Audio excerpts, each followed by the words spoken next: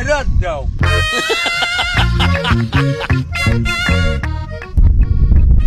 কি বাবু কি দিলা 100 টাকা তোমার কি মনে হয় আমি টাকার দিতে খয়রাত করি তাই কি জন্য ডলারের জিন। বাবু তুমি বিদেশে করতে আইছো না মাত্র তুমি ডলার দেবা আরে মেয়ে খয়রাত চাইছেন টাকা দিছি ডলার কি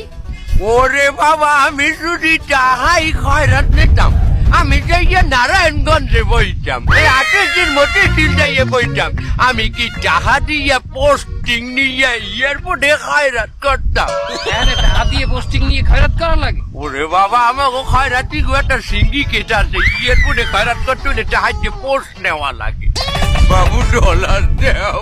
আরে বাবা আমি ডলার বাঙ্গাই খেলাইছি টাকা করে খেলাইছি